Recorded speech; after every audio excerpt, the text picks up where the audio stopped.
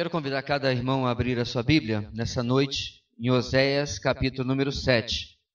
Hoje já temos louvado o nosso Deus, ouvido sobre missões, intercedido uns pelos outros, contribuído na obra do Senhor.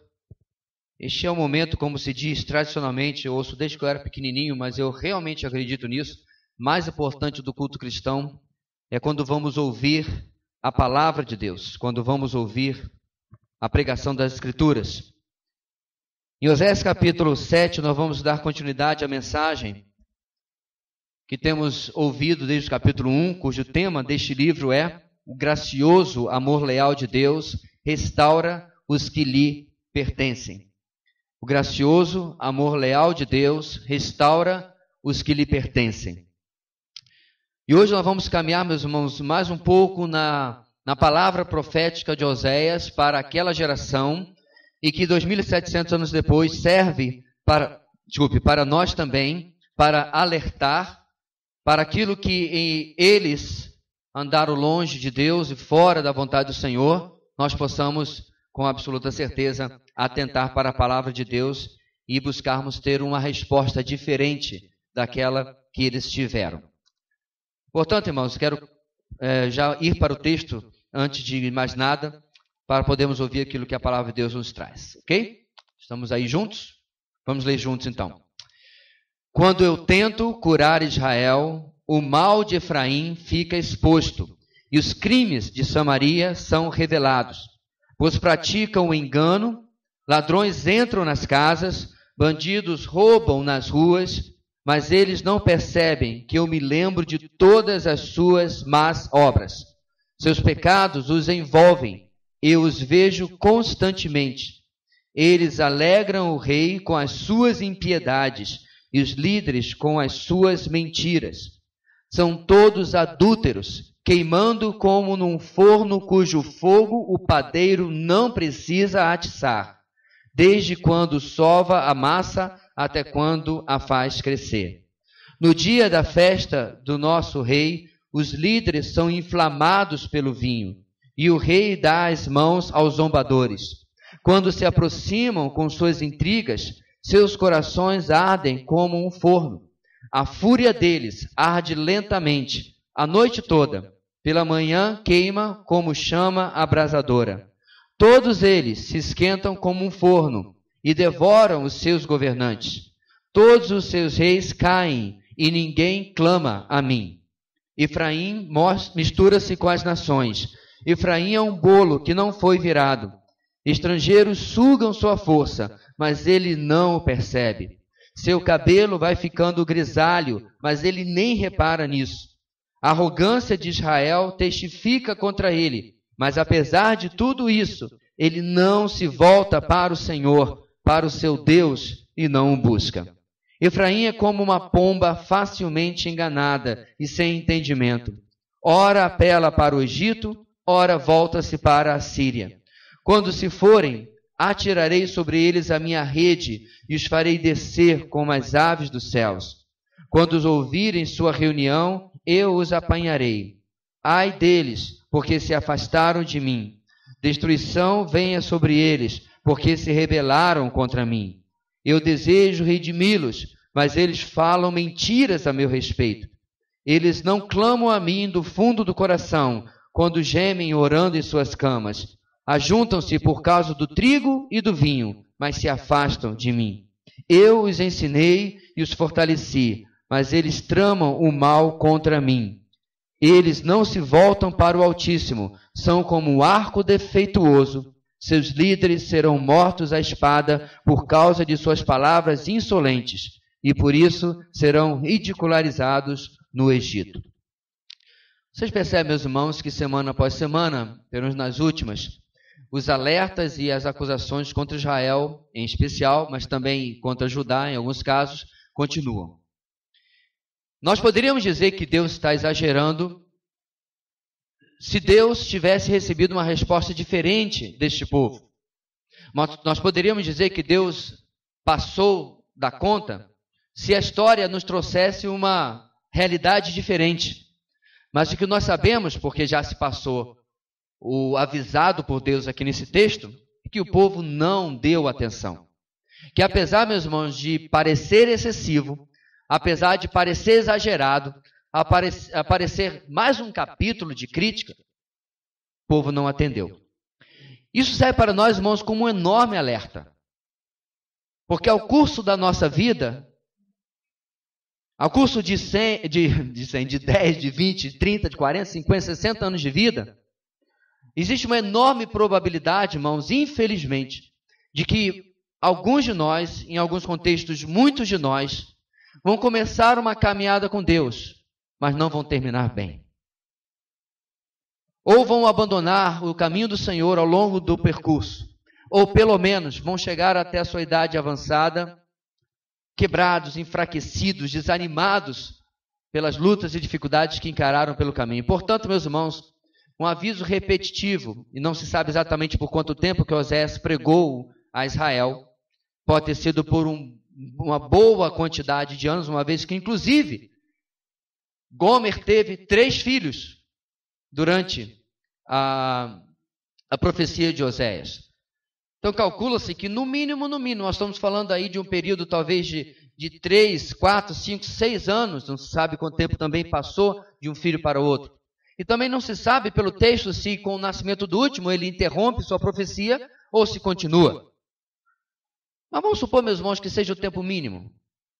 Que seja aquele negócio de um no braço, um na barriga e outro na barra da saia. Ainda assim, você ouvir essa palavra dura durante 3 anos. Nós estamos ouvindo há 7 semanas. 3 anos. E o povo não se dobrou diante do Senhor. A mensagem de hoje, meus irmãos, vai nos trazer a seguinte grande lição do capítulo 7 de Oséias. A negligente liderança leva ao declínio espiritual, gerando relacionamentos desastrosos.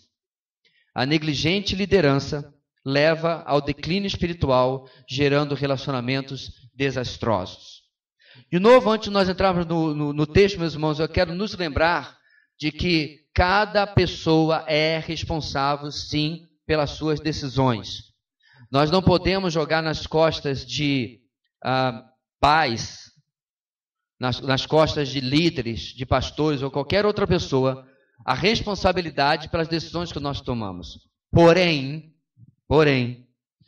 existe sim um peso, existe sim uma influência, existe sim um foco de Deus, e muito no texto de Oséias, em como que os líderes deste povo foram responsáveis pelo declínio espiritual, em não apontar e não levar o povo para mais perto de Deus.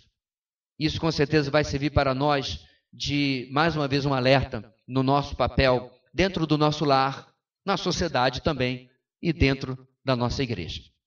Nosso texto de hoje vai ser dividido em apenas 2 pontos. E o primeiro ponto, meus irmãos, vai nos ensinar que o declínio espiritual está ligado à negligência da liderança quanto ao seu papel. Se você está lembrando de alguma coisa das mensagens anteriores, você está lembrando bem, parabéns. O declínio espiritual que nós estamos tratando no capítulo 7 está ligado à negligência da liderança quanto ao seu papel. No texto de hoje, Deus vai falar mais uma vez agora para um novo grupo, assim como ele falou nos textos anteriores, de que como o povo é influenciado, é levado pela negligência deles a se afastar mais ainda do Senhor.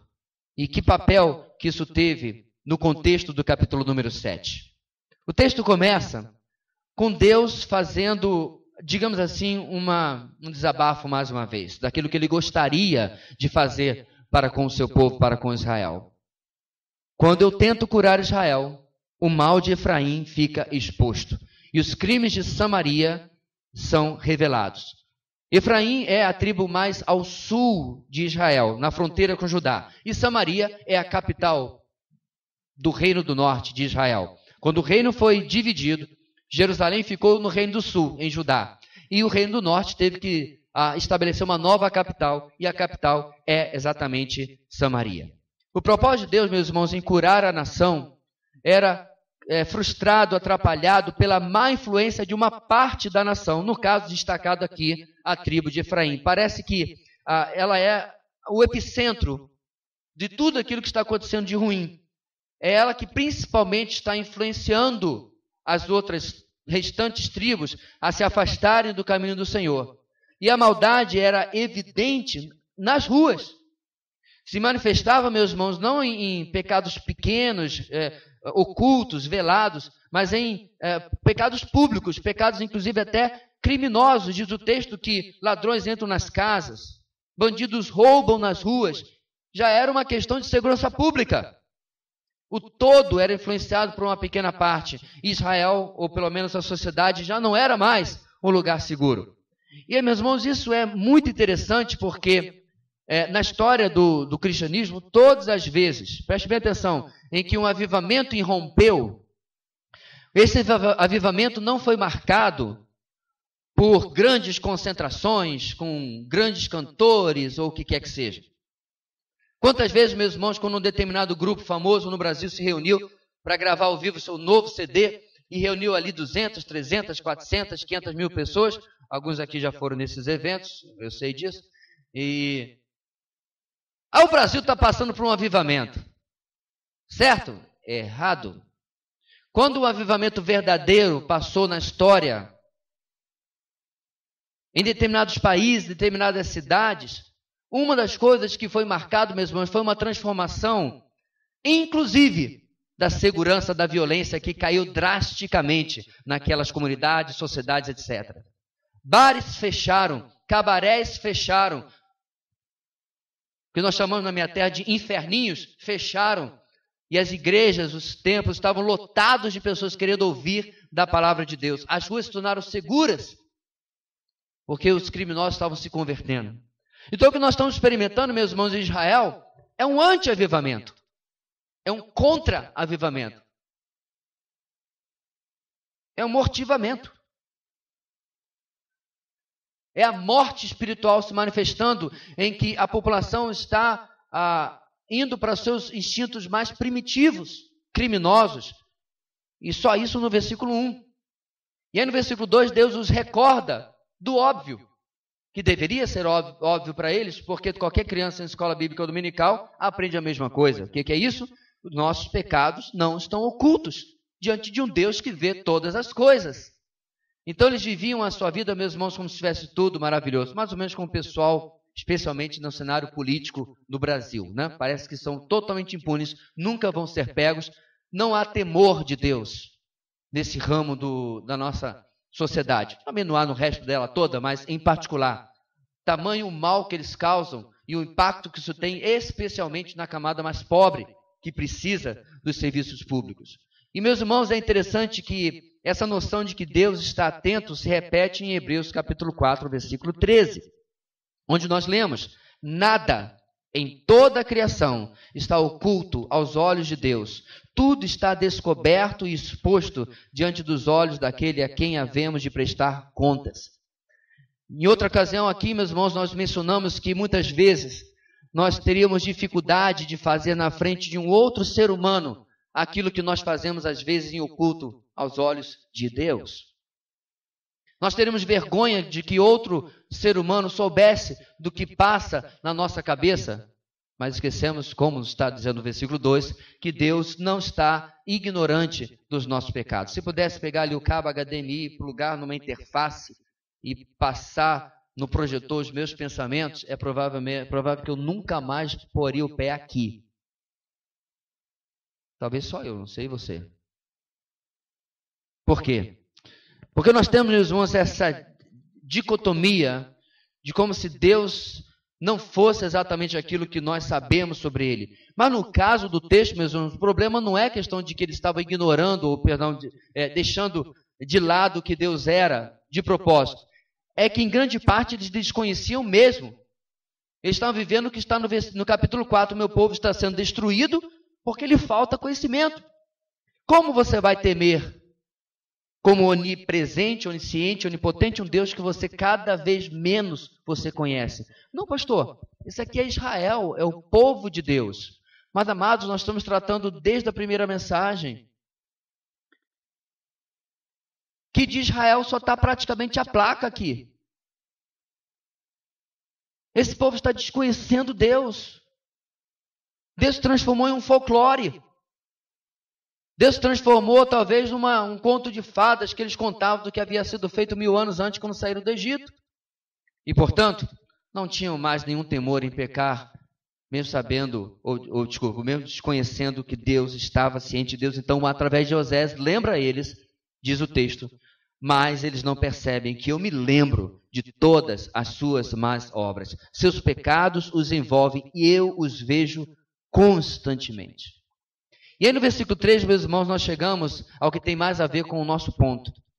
Porque lá diz, meus irmãos, que no meio de toda essa balbúrdia, no meio de toda esse transtorno social por causa do pecado, da criminalidade, da insensibilidade espiritual, em lugar de vir do palácio um clamor por arrependimento, convocando um jejum, como era o costume judaico, um rasgar de vestes, de cinza na cabeça, olha o versículo 3. Eles alegram o rei com as suas impiedades.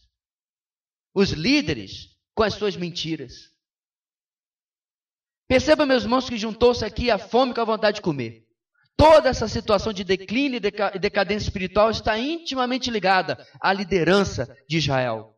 Ao seu rei mencionado aqui, mas também aos sacerdotes e profetas que foram mencionados e criticados nos capítulos anteriores. Está fechando a trinca agora. Sacerdotes, profetas, realeza. Tudo, todos, omissos, coadjuvantes, em conluio, cúmplices de uma geração, de uma sociedade que não quer nada com Deus. Você pode ficar pensando, pastor, uma andorinha só não faz verão.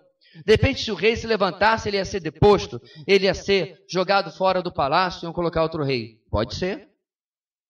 Pode ser realmente.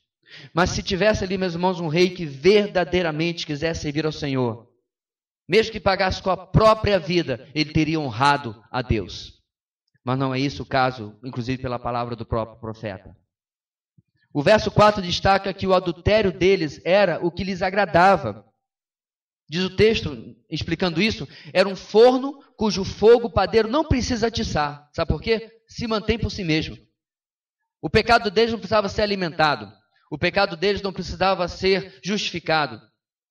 Eles eram automotivados. Irmãos, como seria maravilhoso se eu fosse sempre automotivado a fazer o bem. Automotivado a buscar a Deus. Mas eu pessoalmente careço da obra do Espírito, da graça de Deus, para me conduzir, me levar, de preferência, se for necessário, até obrigar-me a buscar a Deus. Agora, olha que interessante, meus irmãos, como diz Romanos capítulo 7, lemos hoje de manhã na IBD, o mal que eu não quero, esse faço. Me parece, meus irmãos, que esse forno cujo fogo o padeiro não precisa atiçar não é algo tão estranho a nós mesmos. Nós precisamos da água do Espírito para apagar esse fogo maligno e nos fazer nos inclinar para a vontade de Deus, para aquilo que glorifica a Deus. Versículos 5 e 7, finalmente a realeza e os demais líderes dão vazão à libertinagem, à bebedeira e toda sorte de maldade. No primeiro trecho, meus irmãos, traz uma última fase, um lamento de certa forma da parte de Deus. Um lamento que ele diz, todos os seus reis caem e ninguém clama a mim. É o que está no versículo 7. É interessante, meus irmãos, que isso aí é um resumo histórico espiritual dos 19 reis de Israel num período de 200 anos, de 922 até 722 a.C., a data a gente conta de trás para frente, claro, né? 200 anos, 19 reis. Pastor, não é muito, não? Em 200 anos, não é para uns reis aí ter durado uns 30, 40 anos, como Davi, por exemplo? Pois é. Mas muitos deles eram mortos em golpes. Muitos deles não duravam porque Deus já os matava e os tirava, porque a maldade era grande demais. Então foram 19. E como eu já expliquei para os irmãos em outras ocasiões, queridos, nem um buscou o Senhor. Por isso que Deus termina, meus irmãos, este trecho da nossa mensagem, no versículo 7, dizendo, todos eles se esquentam em um forno e devoram os seus governantes, todos os seus reis caem e ninguém clama a mim. Você percebe, queridos, por que Israel, passo a passo, andou longe de Deus? Porque nunca veio do palácio uma convocação ao arrependimento. O poder da palavra, naquele tempo pelo menos, de um rei, fica claro na profecia de Jonas. Lembra? Jonas, o que virou ração de peixe? Que desobedeceu? Depois ele foi promovido a vômito de peixe, quando obedeceu. E aí ele prega em Nínive. E aí o clamor dele contra Nínive, em que ele dizia, olha, Deus vai destruir tudo isso aqui, vai subverter a cidade, chega aos ouvidos de quem? Do rei de Nínive. E o rei de Nínive não apenas aceita a mensagem, se arrepende, como ele convoca o povo, que nem até os animais entraram no jejum, coitados. Nem animal vai comer, todo mundo jejuando. E ele diz, vamos clamar, vamos jejuar, vai que Deus se arrependa do mal que disse contra nós. O que a cidade de Nínive fez, irmãos? Seguiu o seu rei. Um povo pagão, um povo ímpio, um povo que não conhecia Deus, Yahweh, o Deus de Israel.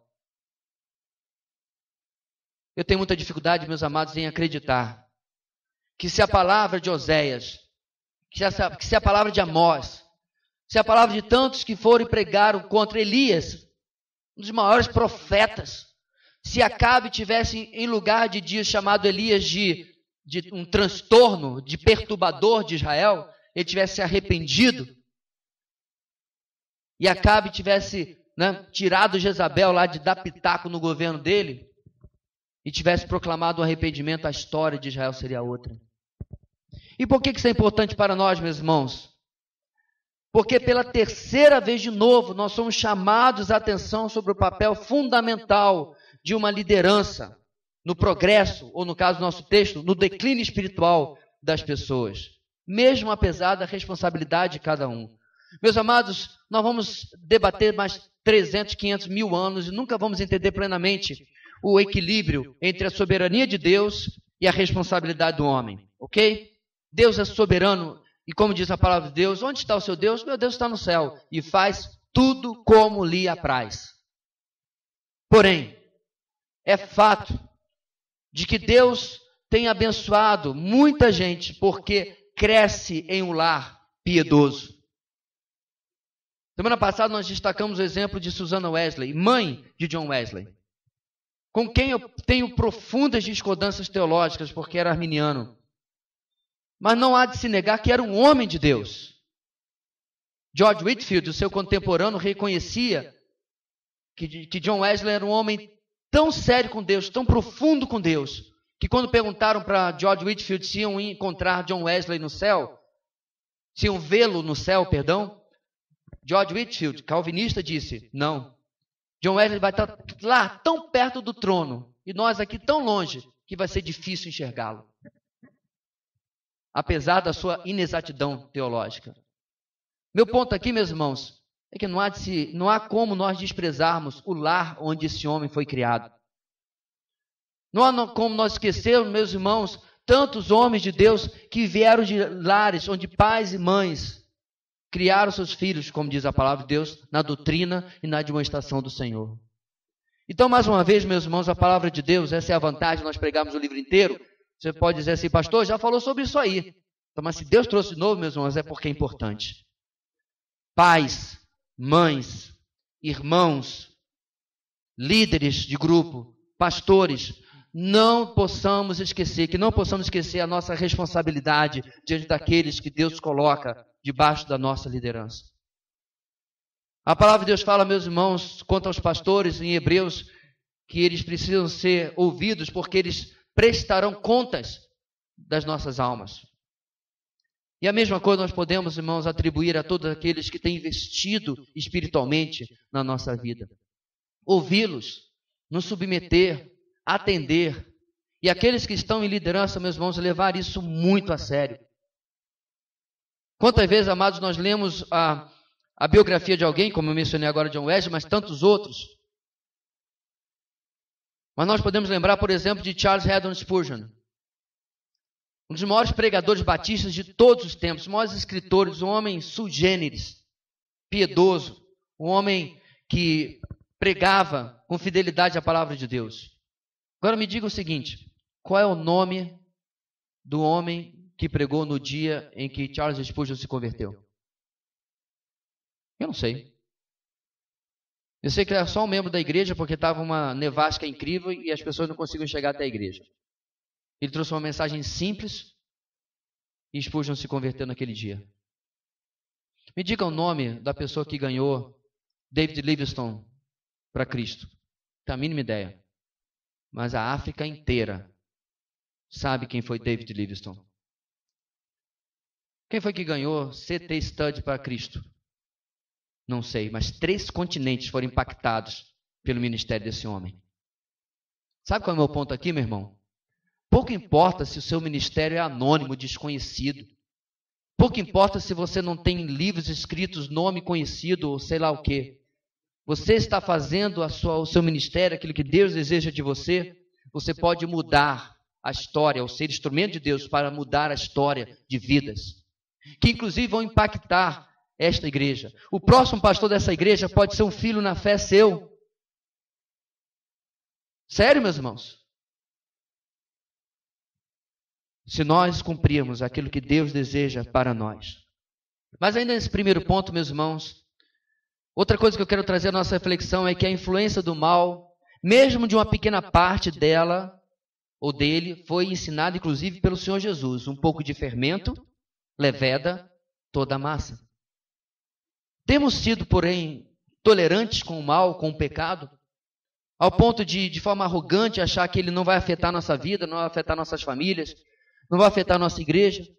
Nós somos tolerantes com aquilo que entra em nossas casas através da internet, através da televisão. Não estou aqui dando uma de Deus é amor e falar para você jogar sua televisão fora. Agora, se você for jogar, Dia das Flores. Não é isso. Mas controlar o que entra. Controlar como que a sua família é alimentada. Um pouco de fermento leveda toda a massa. Ou a negligência, voltando à primeira aplicação, a negligência da disciplina espiritual.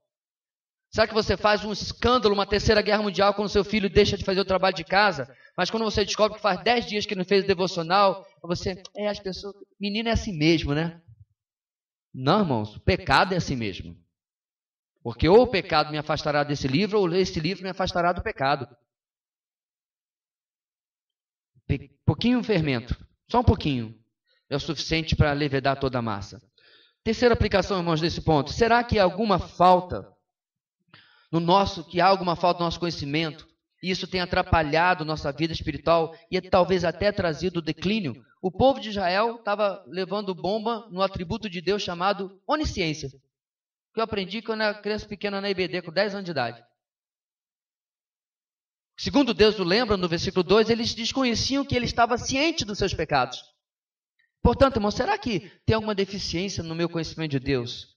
Que eu poderia estar, se conhecesse, usufruindo na minha vida espiritual, mas não estou, porque não conheço suficientemente esse Deus. Amados, se há uma coisa que nós estamos tirando de Oséias é que o conhecimento de Deus tem uma grande utilidade na nossa vida espiritual. Quanto mais conhecemos Deus, mais firmes e espiritual vamos sim nos tornando. O conhecimento de Deus, meus irmãos, ele vem de forma, é claro, teórica através da palavra. E através do que aprendemos na palavra, nós vamos para o campo de treinamento e temos a parte prática, quando vivemos esta palavra. Quando experimentamos os livramentos de Deus, o agir de Deus, isso realmente tem efeito na nossa vida, quando eu reflito naquilo que aprendi na palavra. É por isso que, meus amados, provavelmente daqui a 1 ou 2 anos, nós vamos voltar naquele assunto na EBD que já tratamos, onde nós vimos toda a doutrina, toda a sã doutrina, do começo ao final. Teologia própria, soteriologia, cristologia, pneumatologia, martiologia. Ah, pastor, de novo? É. Porque nós esquecemos. Porque nós deixamos de usufruir o benefício que a sã doutrina, que o ensino bíblico devia ter nas nossas vidas. E assim, amados, quando Israel passou por isso, o seu declínio espiritual estava ligado à negligência daquela liderança quanto ao seu papel, de fazer tudo isso na vida desse povo. O nosso segundo ponto hoje vem diante da negligência dos líderes deste povo, trazendo declínio espiritual. E aí vem alguns alertas sobre as consequências desse declínio espiritual. Segundo ponto, o declínio espiritual produz relacionamentos desastrosos fora do reino de Deus e com ele. O declínio espiritual produz relacionamentos desastrosos fora do reino de Deus e com ele. Antes de nós começarmos, meus irmãos, é importante nós destacarmos algo que às vezes fica na nossa cabeça uma dúvida. Pastor, Deus era racista? Por que Israel, por que os judeus tinham vivido de maneira tão separada? Não, irmãos, Deus não era racista. A prova de que Deus não era racista é que dentro do povo de Israel tinha muitos gentios. Tinha muita gente que quando Israel ia contra aquelas nações, eles já sabendo o que havia acontecido da última vez, eles se rendiam. E eles eram absorvidos dentro da comunidade de Israel. Não só isso. Tem a história de Raabe, por exemplo. Tem a história de Ruth. Ambas gentias. Não judias. E não só foram absorvidas na nação de Israel, como as duas estão na linhagem do Messias. Então, não, Deus não é racista, é claro. O problema, meus irmãos, é que o plano de Deus no Antigo Testamento inicialmente era que, através da bênção que ele ia derramar sobre Israel, por obedecer à aliança, as nações seriam atraídas a Israel. Israel seria como um farol que uma mariposa é atraída à luz. As nações seriam atraídas a Israel. Iam conhecer o Deus a quem eles serviam. E isso começaria a se espalhar por todo o planeta Terra, ok? Por exemplo, a rainha de Sabá, lembra dela? Ela vai até Jerusalém porque ela ouve falar da sabedoria, da riqueza de Salomão. E aquilo a surpreende. E ele diz, olha, não me falaram nem metade do que você é. Agora, aí surgiu um probleminha. Eles entenderam tudo errado. Eles entenderam, meus irmãos, que não é só nós aqui. Farinha pouca, meu pirão primeiro. Só nós. Nós somos o povo escolhido. Nós somos a nação de propriedade exclusiva de Deus. E eles começaram com os apelidos carinhosos para os gentios, né? Seu cão gentil. Irmão, não é cão, um pudolzinho assim bonitinho, não. Era ofensivo. É como se nós chamássemos o seu verme. Sua coisa desprezível. Por quê? Porque Israel entendeu tudo errado.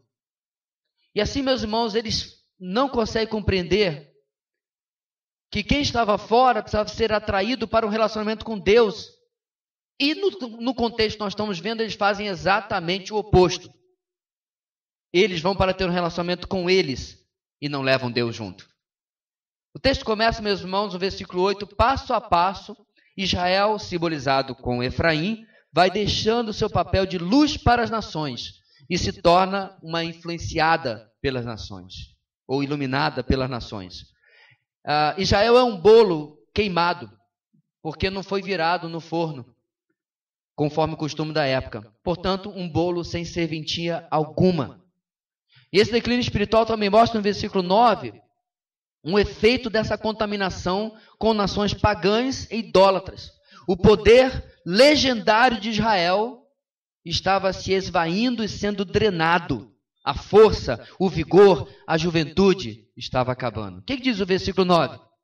Estrangeiros sugam sua força, mas ele não o percebe. Seu cabelo vai ficando grisalho, mas ele nem repara nisso. Você lembra, meus irmãos, como é que é a história de Israel? Um povo pequeno, um povo desarmado, que consegue colocar o Egito de joelhos quando sai de lá. Aí ele vai conquistar a terra prometida. Várias e várias vezes, quando ele está nessa conquista, ele está com um número menor e ele vai ganhando batalha após batalha. Quando chega na época dos juízes, por exemplo, quando o povo já não está servindo a Deus tanto assim, você tem, por exemplo, a ocasião de Gideão. 30 e tantos mil queriam ir à guerra. Deus falou, tem muito. Manda para casa quem já está tremendo nas bases, está com paura, né? Está com medo. Manda embora. Aí um monte de gente falou, opa, é a minha deixa. Foram embora. Mas ainda ficou muita gente. Deus falou isso. Você ainda tem gente demais. Porque eu vou dar uma vitória para vocês, que vocês vão ter claramente diante de vocês que não foram vocês que ganharam. Aí Deus faz um teste para beber água e fica apenas 300. Contra dezenas de milhares. O poder de Israel, meus irmãos, quando estava debaixo da bênção de Deus, era algo incrível. As muralhas de Jericó caíam, o rio Jordão parava de correr. Colheitas aconteciam durante 3 anos, durante 1 ano para suprir 3 anos. E agora no versículo 9, meus irmãos, Deus mostra a força de vocês estar indo embora e vocês nem percebem. Vocês que, para quem o tempo não passava, estão ficando grisalhos e vocês não percebem porque vocês estão me abandonando, diz o Senhor. No versículo 10, outro efeito do abandono, do declínio espiritual é a arrogância. Ou será que a arrogância era a causa? Eu creio, meus irmãos, que os dois. Quem é arrogante o suficiente para abandonar a Deus, recorre a outras fontes de socorro, será de novo cegado e seduzido por mais arrogância. É um ciclo vicioso. Eu me torno arrogante em largar Deus, isso endurece mais o meu coração e torno mais arrogante. E eu vou fazendo essa volta, e prejudicando, e o declínio espiritual vai aumentando cada vez mais na minha vida. E assim estava acontecendo com eles. Versículo 10, Deus fala para eles, a arrogância de Israel testifica contra ele. Sabe o que Deus está querendo dizer aqui, meus irmãos? Olha para o seu passado, Israel. Você chegou aqui sozinho? Você saiu do Egito sozinho? Você atravessou o Rio Jordão sozinho? Sem contar no Mar Vermelho antes disso? Você sobreviveu 40 anos no deserto sozinho? Você fez tudo que você tem até hoje sozinho? Deuteronômio capítulo 8, se não me engano, meus irmãos, Moisés avisa esse povo o seguinte: quando vocês estiverem lá na terra prometida, morando em casas que vocês não construíram, comendo em vinhas que vocês não plantaram, porque eles iam conquistando a terra e a terra estava habitada, estava tudo lá, a plantação, as casas. Quando vocês chegarem lá, não digam, a força do meu braço me conquistou isso aqui. Antes lembre que o Senhor é que deu força e o Senhor que deu isso tudo que vocês estão vendo hoje. Irmãos, não demorou uma geração e já esqueceram tudo. Arrogância. Arrogância, meus irmãos, é um defeito de fábrica do ser humano. O mais humilde ser humano aos nossos olhos ainda é infinitamente mais arrogante do que o padrão bíblico de homem humilde que é o Senhor Jesus. Somos arrogantes, somos prepotentes e Israel não era exceção. No verso 11, de novo vai destacar a falta de conhecimento. Israel é uma pomba sem entendimento. Uma pomba sem conhecimento algum, que é facilmente enganada por essas nações. Mas no verso 12, o Senhor Deus deixa claro que o conluio, a junção de Israel com o Egito ou com a Síria, não iria passar em branco. O próprio Deus ia jogar uma rede, ia parar esses planos, impedir que eles fossem longe demais.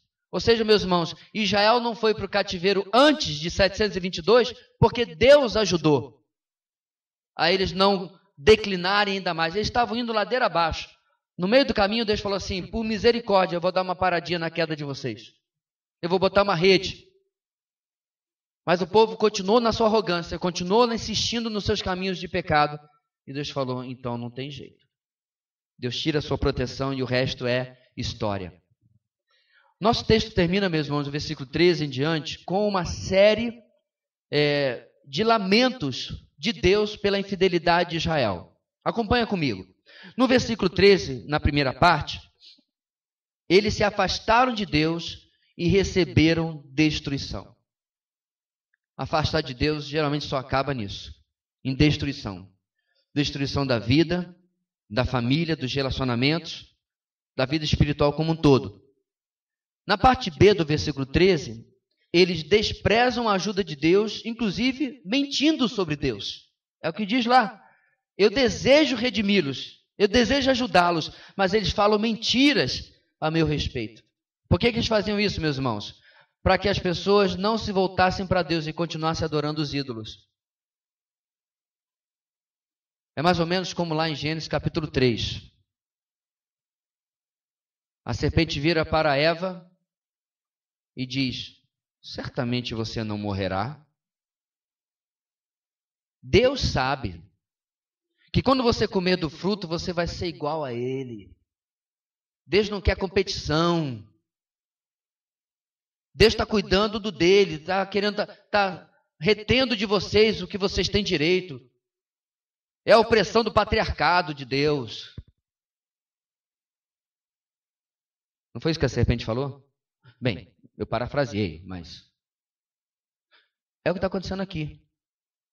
Quando viam profetas, meus irmãos, como Osés, como Amós, e falava de que Deus queria redimi-los, os falsos profetas, os sacerdotes, e no caso, pelo visto até o rei, diziam, não é nada disso. Deus tem intenções erradas, esse Deus aí tem intenções erradas para conosco. E assim eles mentiam a respeito de Deus. Meus irmãos, eu acredito que esse é um dos pecados mais vis que você pode cometer, ou que alguém pode cometer. Você mentir sobre Deus, sobre as intenções dele, que estão tão claras na sua palavra. Mas não acabou não. No versículo 14, eles oram unicamente por suas necessidades e sofrimentos. Diz o texto que eles clamam a mim, não do fundo do coração, mas por causa de trigo e vinho, mas depois se afastam de mim. É a relação utilitária. Na hora da necessidade, até lembravam de Deus, mas não eram orações sinceras. Seus corações não se voltavam para Deus. Deus não é Papai Noel. Deus não é gênio da lâmpada, a quem nós recorremos quando precisamos. E assim eles estavam tentando tratar Deus também. Versículo 15. Desprezam o que Deus já fez na história de Israel e tramam contra Deus. Eu os ensinei e os fortaleci, mas eles tramam o mal contra mim. Parece, meus irmãos, ridículo, né? Parece aquela história da formiguinha que pega, é um grão de areia, mas para a formiguinha é uma pedra. Pega um grão de areia e joga contra o elefante. É Israel tramando contra Deus. É o homem se voltando contra o Senhor. É absurdo, mas estava acontecendo. E aí finalmente chegamos ao versículo 16.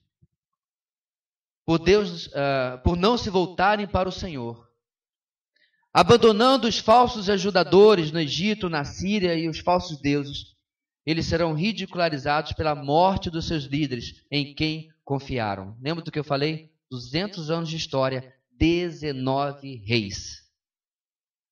Quando esses reis eram a confiança deles nos seus pecados, eles caíam. Eram assassinados, eram mortos pelo Senhor, morriam em batalhas desnecessárias se eles estivessem seguindo o Senhor.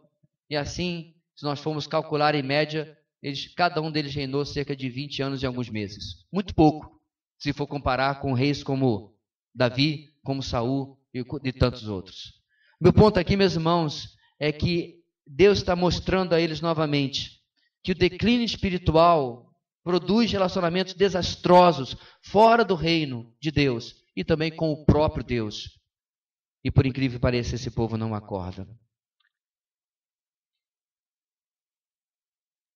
Não há como nós, meus irmãos, diante de um texto desse, não vermos as implicações quanto a julgo desigual. A palavra de Deus fala, meus irmãos, desde o Antigo Testamento, de que não existe comunhão entre luz e trevas.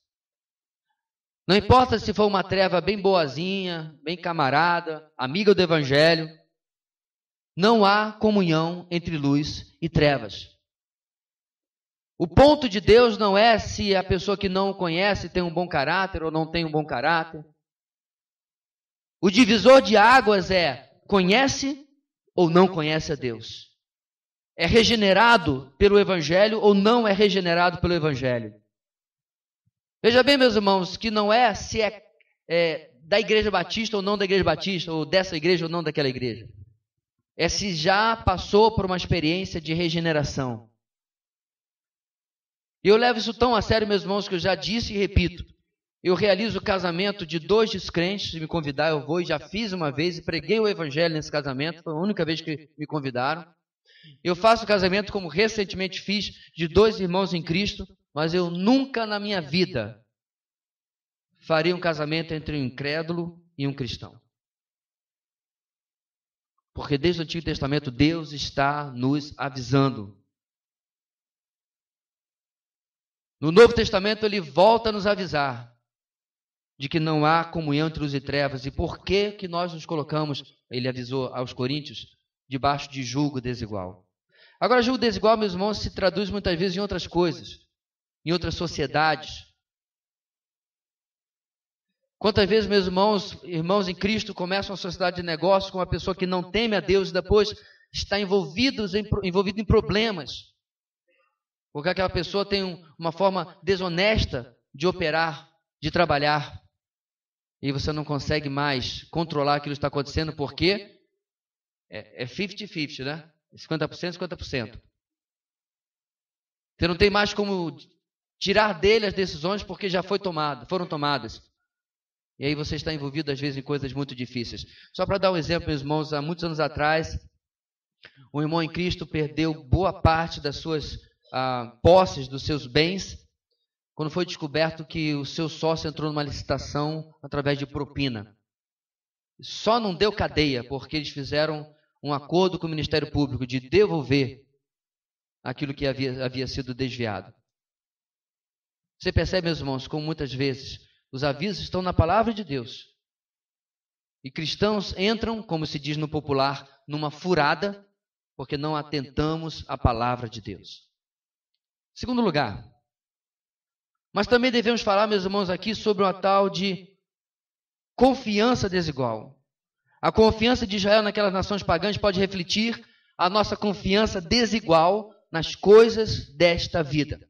Assim como eles confiavam no Egito e na Síria, assim como eles confiavam em si mesmos, será, meus irmãos, que nós, muitas vezes em nossas vidas, estamos confiando em coisas que não são o Senhor? Que Ele é mais um recurso, quando Ele deveria ser o único recurso da nossa vida? Eu sei que esse é um tema, meus irmãos, recorrente nas mensagens desta igreja. Eu sei que é algo que temos visto várias vezes, é importante nós lembrarmos. O seu trabalho, o seu ganha-pão, não é um fim em si mesmo. Ele é um meio para um fim. E o fim da nossa vida, meus irmãos, é vivermos para o nosso Deus. Deus nos dá o trabalho para nos sustentarmos, para sustentarmos nossas famílias, com absoluta certeza, mas para que Ele também, esse trabalho e aquilo que Ele nos dá, sirva para a glória de Deus. E muitas vezes, meus amados, ele se torna um fim em si mesmo. Nos tirando às vezes da obra, nos tirando às vezes da nossa família, nos tirando da comunhão com o Senhor. Algumas outras vezes são as bênçãos. Deus nos dá alguma coisa e aquilo de novo se transforma em um ídolo. Eu já disse uma certa vez que no lugar de onde eu vim, na minha terra, a pior notícia que eu tinha de um irmão é quando ele agradecia no culto de oração porque tinha comprado a sua casa de praia. E eu podia registrar naquele culto de oração, que era quarta-feira, dia tal do tal, de 1980 e tal, o dia que o irmão não vem mais na igreja. Dito e feito. Todo bendito fim de semana a criatura estava na casa de praia. Cantava no coral, não canta mais, era diácono, sumiu do diaconato, era isso. A casa de praia, ter casa de praia é pecado, irmãos? Claro que não. Nós se transformamos num ídolo para aquele irmão. Pastor, mas ele pode ir na igreja lá na cidade tem a casa de praia. Antes pudesse, e antes fosse. Antes tivesse ido. Certa feita eu ia para uma cidade praiana também, aí perguntei para o irmão que tinha casa de praia lá. Pastor, irmão, estou indo para lá, para a cidade de tal, na região dos Lagos do Rio. O irmão pode me indicar uma igreja lá? Então, eu não conheço as igrejas da cidade. Legal, então vamos para o próximo assunto, porque eu não tenho mais nada a comentar depois de algo assim. O camarada tem casa de praia há 5 anos e não conhece as igrejas batistas ou evangélicas da cidade. Não está congregando lá, não está congregando cá, a bênção se transformou em maldição. É incrível, meus irmãos, porque são algumas das coisas pelas quais nós oramos. E mesmo quando as recebemos, não percebemos, mantém isso aí sob controle, para que não tome o lugar do abençoador. E finalmente, meus irmãos, para encerrar, quais são? Lembra que eu falei? 1, 2, 3, 4, 5, do versículo 13 até o versículo 16. 5 lamentos que Deus fez sobre Israel. Quais seriam os lamentos que Deus teria sobre a minha vida? Quando a gente vai, meus irmãos, passando alguns anos, 37 anos de vida cristã, alguns aqui perto de mim também, eu gostaria muito, mas muito mesmo, que a minha vida com o Senhor fosse sempre uma escala ascendente. Em que sempre, em todo momento, eu estou melhor este ano do que estava no ano anterior. Mas muitas vezes, amados, quando nós olhamos inclusive para a nossa juventude, o Stênio até fez uma música sobre isso, né? Quando eu lembro da minha juventude, como eu servia a Deus e tal, Senhor, o que está acontecendo?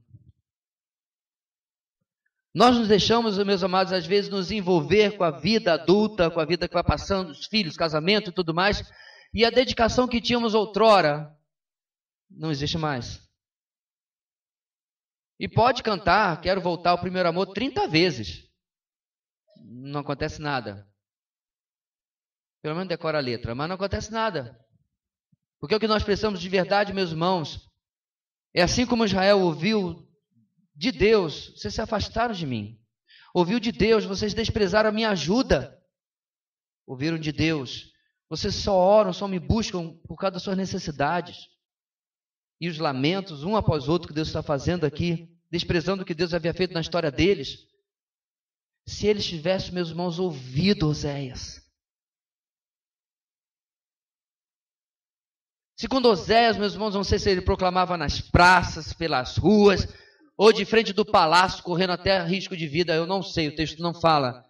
Ou se ele fez cópias e saiu distribuindo. O ponto é, o povo não ouviu. Eu fico pensando, meus irmãos, se nós ouvíssemos de uma pessoa muito amada, muito querida, uma pessoa que nós gostaríamos de passar a vida inteira, mas a última coisa na minha vida que eu gostaria de magoar essa pessoa, e ela virasse para mim e dissesse, olha, eu estou muito decepcionado com você. Talvez seja o seu cônjuge, talvez seja a sua mamãe, seu papai. Estou muito decepcionado com você. Eu sei que eu disse isso uma vez para uma pessoa que não gostaria de ter ouvido isso de mim. Que deve ter partido o seu coração.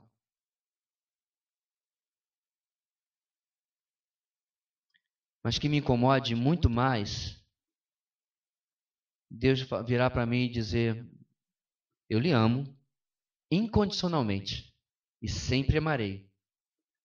Mas eu estou muito decepcionado com você. Meu lamento está sobre a sua vida nesse instante.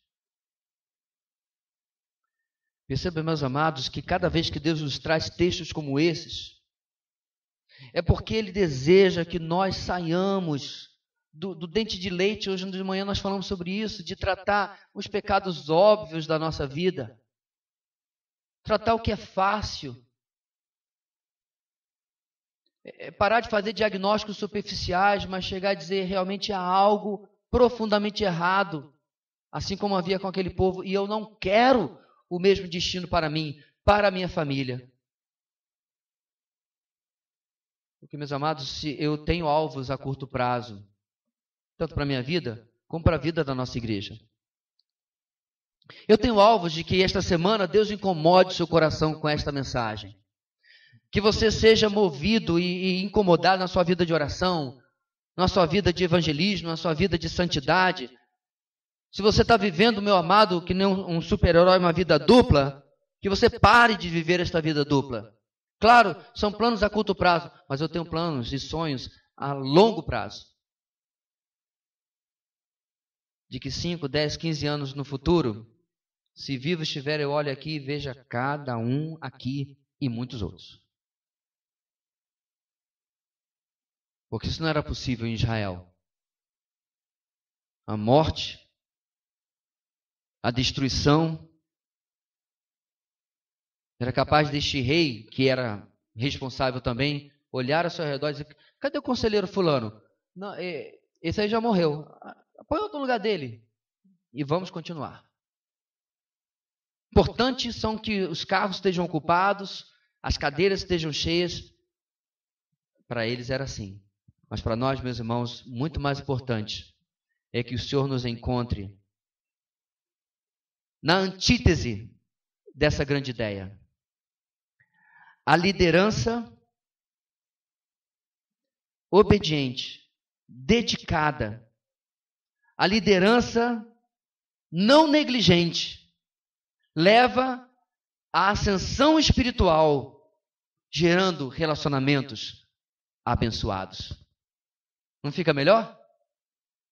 Em lugar de a negligente liderança leva ao declínio espiritual, gerando relacionamentos desastrosos, a liderança dedicada, fiel, piedosa, leva à ascensão, ao crescimento espiritual, gerando relacionamentos abençoados.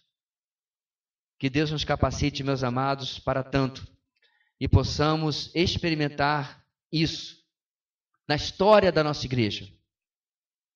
Que eu não sei se vai chegar a ter 200 anos, e eu espero que também não 19 pastores, mas que nós possamos passar adiante a tocha, o bastão do compromisso, da dedicação, da consagração e influenciar uns aos outros ao amor e às boas obras, como nos diz o autor de Hebreus no capítulo 10. Vamos orar? Deus querido, ajuda-nos, ó Deus, para que nós possamos olhar para esse texto e tirar as lições preciosas que ele contém para as nossas vidas. Ajuda-nos, ó Deus, a que nós não negligenciemos em que o Senhor instruiu o teu servo que registrasse por escrito as suas profecias. E que mesmo, ó Deus, pregando em meio a um povo hostil, uma nação rebelde, esses escritos foram preservados de maneira sobrenatural. O Senhor protegeu para que chegasse até as próximas gerações, chegasse até nós, 27 séculos depois.